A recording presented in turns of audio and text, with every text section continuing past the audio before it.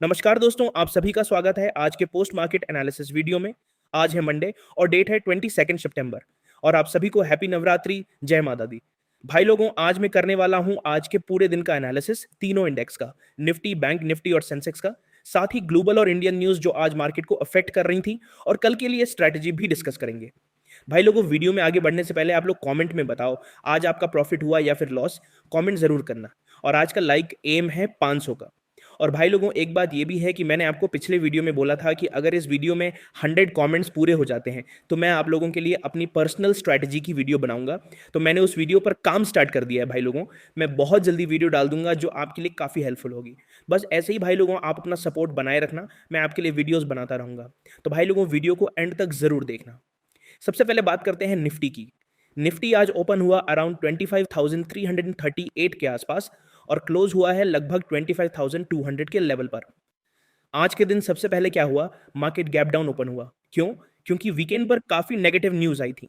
सबसे बड़ी न्यूज थी H1B वीजा फी हाइक की, जो डायरेक्ट इंपैक्ट डालता है इंडियन आईटी सेक्टर पर। और आपको पता है आईटी सेक्टर निफ्टी का मेजर कंट्रीब्यूटर है। ओपन के बाद आपने नोटिस किया होगा कि मार्केट में तुरंत ही रिकवरी आई। 5 मिनट चार्ट पर back to back 6 green candles बनी। मतलब बुल्स ने एक अच्छी कोशिश की गैप को फिल करने की और मार्केट ऑलमोस्ट गैप फिल करने के लिए ऊपर आया भी।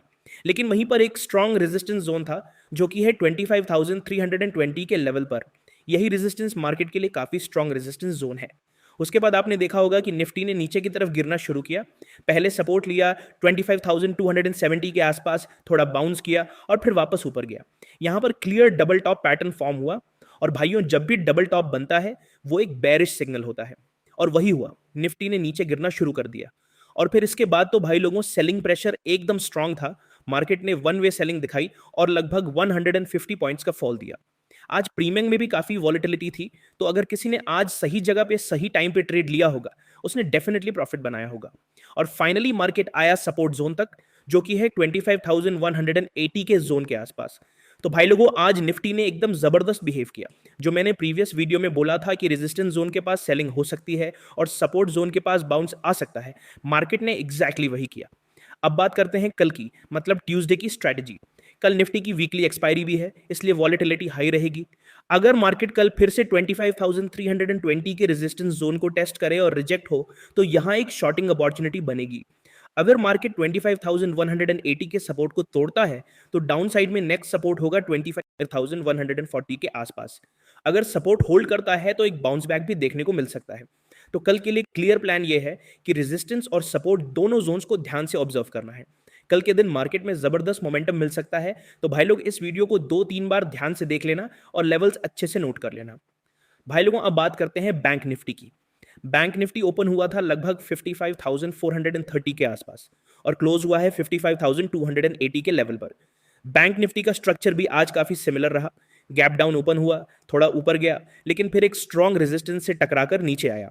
यहां पर एक और इंटरेस्टिंग चीज हुई, बैंक निफ्टी के चार्ट पर एक ट्रेंड लाइन रेजिस्टेंस आ रहा था जो काफी दिनों से चालू है और उसके ऊपर एक हॉरिजॉन्टल रेजिस्टेंस भी था जो कि है 55,640 के लेवल पर। मतलब एक ही जगह दो दो रेजिस्टेंस और ये डबल कॉन्फर्मेशन बन गया सेलर्स के लिए। और वही हुआ, बैंक निफ्टी ने ऊपर से रिजेक्ट हुआ और नीचे गिरना शुरू कर दिया। बीच में थोड़ा बाउंस लिया, वापस ऊपर गया रेजिस्टेंस के पास, लेकिन फिर वहीं से दोबारा नीचे गिर गया। यहां पर भी एक डबल टॉप फॉर्मेशन हुआ और फिर एकदम तेजी से नीचे आया और फाइनली मार्केट आया सपोर्ट जोन के पास जो कि है 55,250 के आसपास। वहीं पर थोड़ा सा बाउंस आया, लेकिन क्लोजिंग तक सेलिंग प्रेशर ज्यादा रहा। तो भाई लोगों, बैंक निफ्टी ने भी आज प्रीवियस मार्केट के एनालिसिस के हिसाब से ही मूव किया। भाई लोग, कल के लिए बैंक निफ्टी का प्लान सिंपल है। अगर मार्केट 55,640 के रेजिस्टेंस के पास जाता है तो वहां से सेलिंग प्रेशर फिर से आ सकता है। अगर मार्केट नीचे तोड़ता है 55,250 के सपोर्ट को तो अगला सपोर्ट जोन होगा 55,160 के आसपास। लेकिन अगर सपोर्ट होल्ड होता है तो वहां से एक बाउंस की प्रोबेबिलिटी भी बनती है। तो कल के लिए बैंक निफ्टी में दोनों तरफ का सिनारियो रेडी रखना है। भाई लोगों, अब बात करते हैं सेंसेक्स की।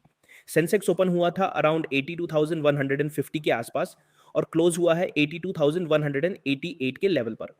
सेंसेक्स का बिहेवियर भी निफ्टी और बैंक निफ्टी जैसा ही था।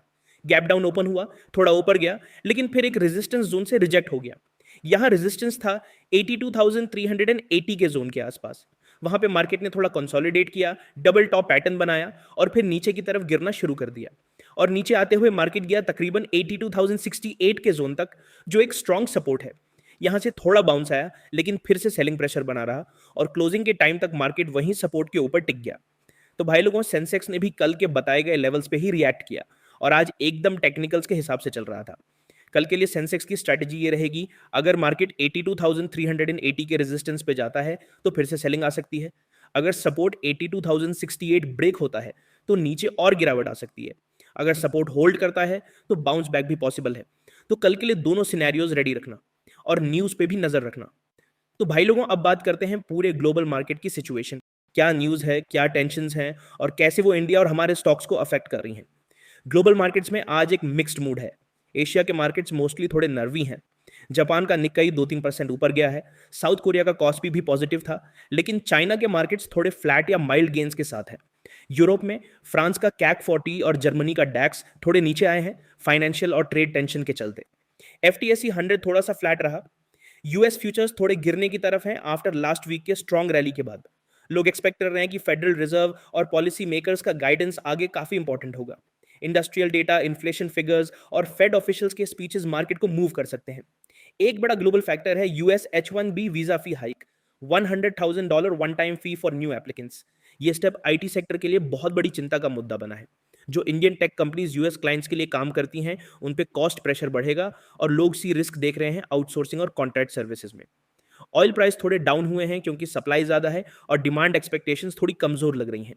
फेड के रीसेंट रेट कट के बावजूद ऑयल मार्केट में उतनी स्ट्रेंथ नहीं दिखी जितनी कुछ लोग एक्सपेक्ट कर रहे थे। गोल्ड जैसे सेफ एसेट्स की डिमांड बढ़ रही है। लोग अनसर्टेनिटी से बची रहना चाहते हैं। डॉलर थोड़ा स्टेबल है अगेंस्ट मेजर करेंसीज, लेकिन जितना डॉलर गिर रहा था उतना नहीं, थोड़ा रिकवरी या स्ट्रेंथ दिख रही है। फॉरेन पोर्टफोलियो इन्वेस्टर्स, एफपीआईज इंडिया से अब तक का काफी निकल रहे हैं। सितंबर में ही ऑलरेडी 7,945 करोड़ का आउटफ्लो हुआ है इक्विटीज से और पूरे साल का नेट आउटफ्लो 1.38 लाख करोड़ हो गया है। ये बताता है कि ग्लोबल अनसर्टेनिटी और पॉलिसी रिस्क इन्वेस्टर्स को कॉशियस बना रहा है। क्या मतलब है ये सब कुछ हमारे लिए? आईटी सेक्टर के लिए सबसे बड़ा रिस्क है H-1B वीजा फी हाइक। अगर कंपनीज को ज्यादा कॉस्ट झेलनी पड़ेगी तो या तो कॉन्ट्रैक्ट रिविजिट होंगे या बिडिंग में मार्जिन कॉम्प्रेस होगी। ऑयल प्राइस में डिक्लाइन का मतलब है फ्यूल एनर्जी कॉस्ट्स में थोड़ा रिलीफ हो सकता है, पर कमोडिटी सप्लाई चेन या जियोपॉलिटिकल रिस्क अगर बढ़ेगा तो फिर से ऑयल जंप करेगा। गोल्ड डिमांड बढ़ना मतलब इन्वेस्टर्स अनसर्टेनिटी से बची रहना चाहते हैं, मार्केट में या तो इन्फ्लेशन या पॉलिसी रिस्क के डर से। एफपीआईज का आउटफ्लो मतलब कैपिटल फ्लोस फ्रेजाइल हैं। अगर ग्लोबल क्यूज खराब हुए तो इंडिया में सेलिंग प्रेशर बढ़ सकता है। आप कल मार्केट में एक्सपेक्ट करो कि टेक स्टॉक्स, स्पेशली आईटी का परफॉर्मेंस थोड़ा वीक हो सकता है अगर ग्लोबल क्यूज नेगेटिव रहे। ऑयल और एनर्जी सेक्टर से जुड़ी कंपनीज पे थोड़ा रिलीफ मिल सकता है अगर क्रूड प्राइसेस स्टेबल रहे या डाउन ट्रेंड कंटिन्यू करे। गोल्ड और सेफ एसेट्स में डिमांड अगर और बढ़ेगी तो स्टॉक्स को सपोर्ट मिलेगा, पर रिस्क एसेट्स में वॉलेटिलिटी हाई रहने की उम्मीद है। पॉलिसी अनाउंसमेंट्स, फेड स्पीचेस और ग्लोबल इन्फ्लेशन डेटा पे नजर रखना बहुत जरूरी है। ये चीजें कल का मेजर ट्रिगर बन सकती हैं। तो भाई लोगों, आज का एनालिसिस यहीं तक था।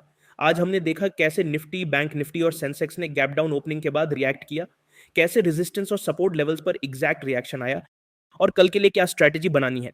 हमने इंडियन और ग्लोबल न्यूज का भी इंपैक्ट डिस्कस किया। आप सबसे रिक्वेस्ट है कि वीडियो को लाइक करो, शेयर करो और चैनल को सब्सक्राइब करो। डिस्क्रिप्शन में टेलीग्राम चैनल का लिंक है, वहां जरूर ज्वाइन करना, क्योंकि वहां आपको रियल टाइम अपडेट्स और लेवल्स मिलते हैं। दोस्तों, कल ट्यूसडे और वीकली एक्सपायरी भी है, इसलिए मार्केट और भी ज्यादा वॉलेटाइल होगा। रिस्क मैनेजमेंट जरूर करो, स्टॉप लॉस लगाओ और लेवल्स के हिसाब से डिसिप्लिन ट्रेडिंग करो। मैं मिलता हूं आपसे कल प्री मार्केट में। तब तक के लिए जय हिंद, जय भारत।